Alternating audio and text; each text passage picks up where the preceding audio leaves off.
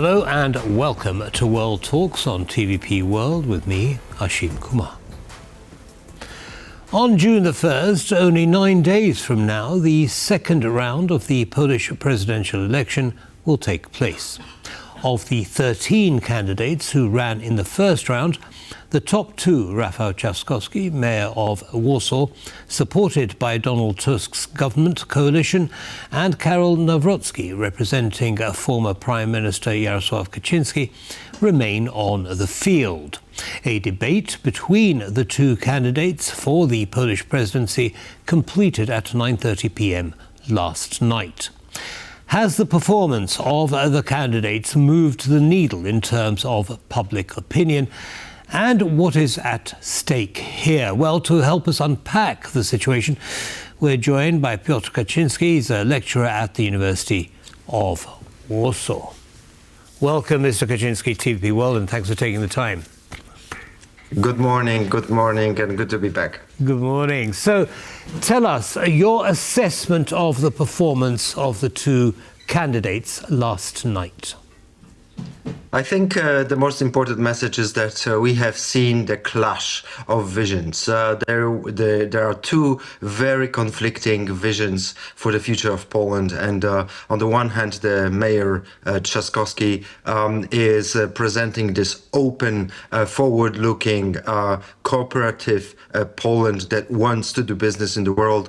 And on the other side is this vision of all the reasons why the liberal democracy faces problems in the modern world. We see clashes of that sort in other places of the world, of the Western world, and sometimes the nationalist flank wins, sometimes the liberal democracy wins. So this is what we saw and in action. And if you ask who won the debate, it's very difficult to answer because I don't think there is a clear one winner because clearly one and the other candidate were focusing on guaranteeing and safeguarding the support they already have, and they were interested in reaching out to convince the public who voted for the third person in the race. But whether they were successful with attracting that electorate and whether they were successful in attracting other electorate, because overall there's about 40%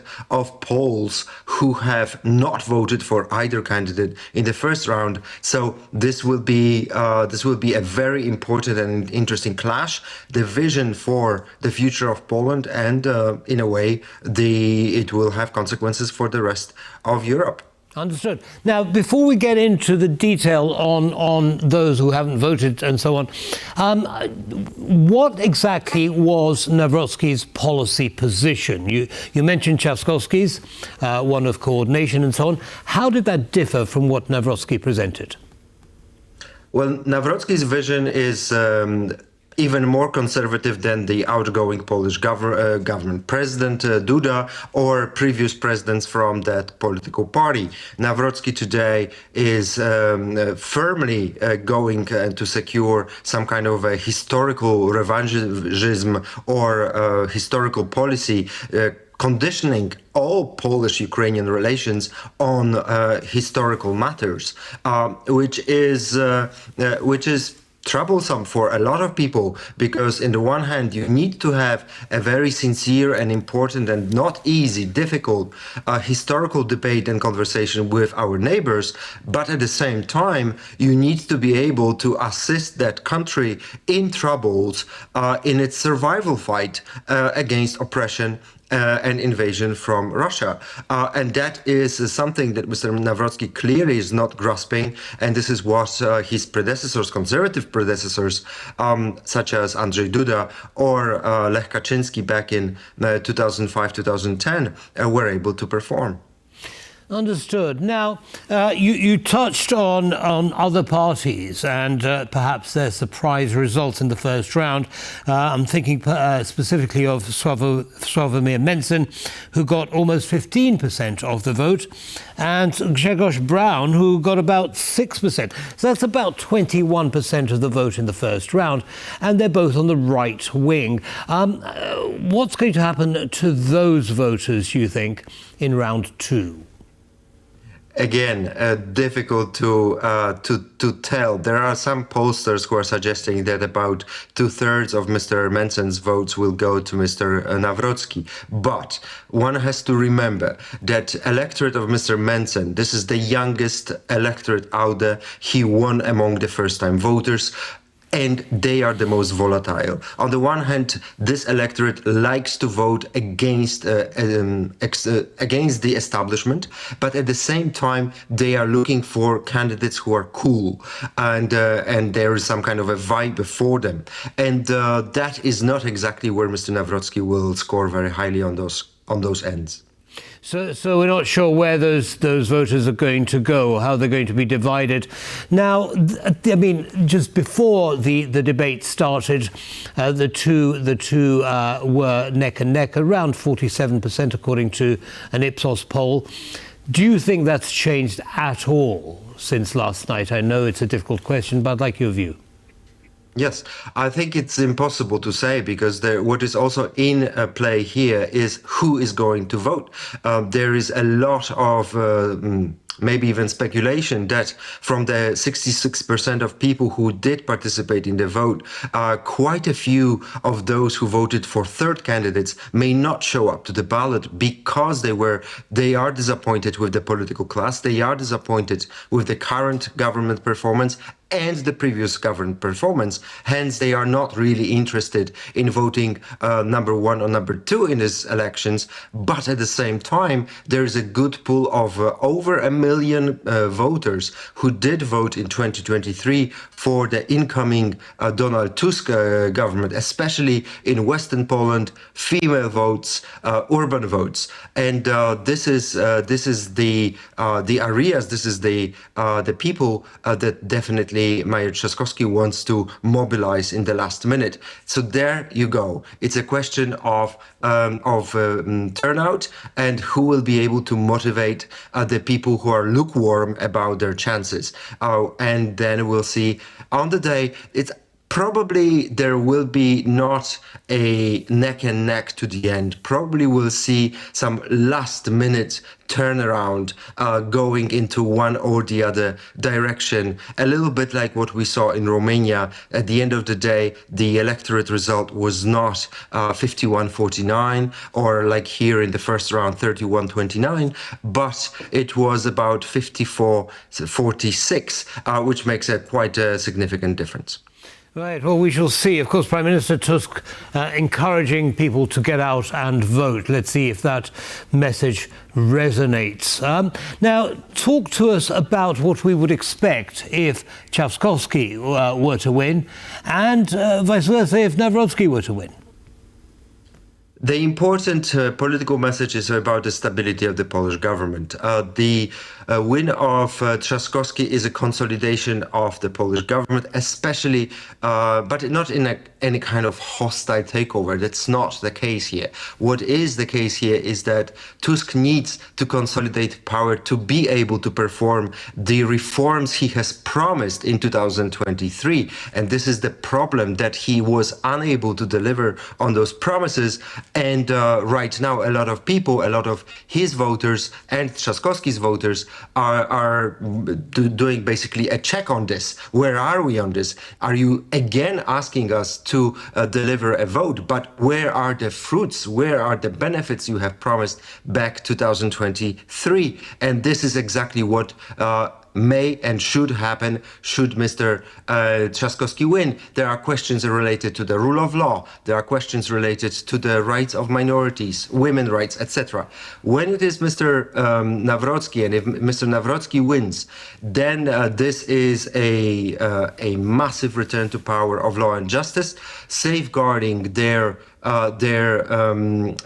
position in the highest office for good 5 years and consolidating on this holding to power and holding Tusk government in check, unable to perform in the upcoming 2 years. So maybe there will be a change of government triggered by some new political developments, because we need to remember that the Tusk coalition is not exactly the most stable one, and there are some frictions between its coalition partners. Is there any common ground between Nawrocki, let's assume for a second that he wins the presidency, and Prime Minister Tusk's party where they can move the agenda forward? For Mr. Nawrocki and Mr. Tusk to move the agenda forward, that would be extremely difficult. They would have to cooperate, but I'm not even sure that they ever have met. The position of Mr. Nawrocki has been such that he's effectively something close to a friend of mobsters and a friend of gangsters. So he is very close to people who effectively are sitting in jail, and he participated in some dodgy gatherings. And for those reasons, I don't think that Tusk and his government are going to be willing to engage with Nawrocki if he's elected president.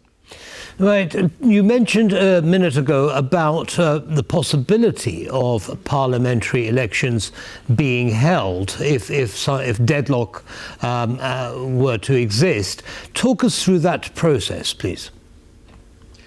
That would relate to the fact that post-presidential elections, there's always new momentum, and whoever wins will carry the momentum forward. So if it is Mr. Nawrocki to carry this momentum forward, there will be change of tides in the way the public operates, and this change of tides may be such that there will be such a pressure on having a stable government that is cooperative with President Nawrocki that, for example, there is this conservative party in the Tusk government, the PSL, and it might be a solid and relevant question put to Vice Prime Minister Kosiniak-Kamysz whether he would change the coalition partner and rule with law and justice instead. How stable is the coalition? Could it withstand a call for parliamentary elections? It could withstand the call for parliamentary elections, especially because the popularity of this small conservative party of Mr. Kosiniak-Kamysz is not great. They are balancing on entering the next parliament should there be elections in the first place. So he may be not interested in actually having early elections and sticking to the plan of what is going on here. When you asked about what is the area of cooperation between Nawrocki and Tusk government, clearly security of the Polish borders and security of the Polish state is something that all the parties concerned are actually sharing the view. And maybe this is the area, which is, by the way, led by Minister Kosiniak-Kamysz, who is also Minister for Defense, that this will be the area of more constructive approach, should there be any. Understood. Well, thank you very much indeed for sharing your analysis with our audience, Mr. Kaczyński, and we shall be watching closely what happens on June the 1st. Have a good day, sir. Thank you very much for having me. Have a good day. Bye-bye. That brings us to the end of this episode of World Talks. Don't go away, though. As always, lots more coming up. Goodbye.